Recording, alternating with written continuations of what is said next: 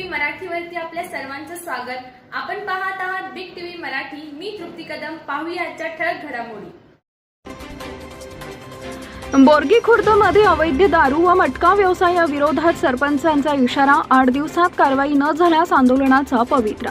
जत तालुक्यातील बोरगी खुर्द गावात सुरू असलेल्या अवैध दारू विक्री व मटका व्यवसायाविरोधात ग्रामपंचायतीने आक्रमक भूमिका घेतली असून या अवैध धंद्यांवर तातडीने कारवाई करण्याची मागणी करण्यात आली आहे। या संदर्भात ग्रामपंचायत बोरगी खुर्दचे सरपंच शिवराजकुमार बिरादार यांनी जिल्हा पोलीस प्रमुख सांगली यांना निवेदन देत गावातील अवैध व्यवसाय बंद करण्याची मागणी केली आहे। निवेदनानुसार बोरगी गावात गेल्या अनेक वर्षांपासून 4 ठिकाणी हातभट्टी दारू तयार केली जात असून 2 ठिकाणी देशी विदेशी दारूची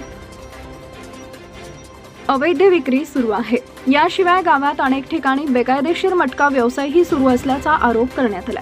या अवैध धंद्यांमुळे गावातील तरुण पिढी व्यसनाधीन होत असून सामाजिक वातावरण बिघडत असल्याची चिंता ग्रामपंचायतीने व्यक्त केली आहे। निवेदनात म्हटलंय की दिनांक 27 मे 2026 रोजी उमदी पोलीस ठाण्याच्या पथकाने हातभट्टी दारूच्या अड्ड्यांवर छापेमारी केली होती।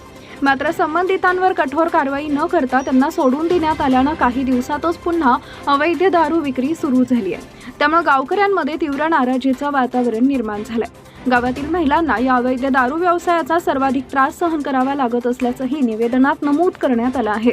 तसेच मटका व्यवसायामुळे अनेक कुटुंबाचं आर्थिक नुकसान होत असून युवक चुकीच्या मार्गाला लागण्याचा धोका वाढत असल्याची बाब ग्रामपंचायतीने निदर्शनास आणून दिली आहे। सरपंचांनी यापूर्वीही उमदी पोलीस ठाण्याकडे 2 वेळा लेखी तक्रारी दिल्याचा दावा केला, मात्र त्यावर कोणतीही ठोस कारवाई झालेली नसल्याचा आरोपही त्यांनी केलाय।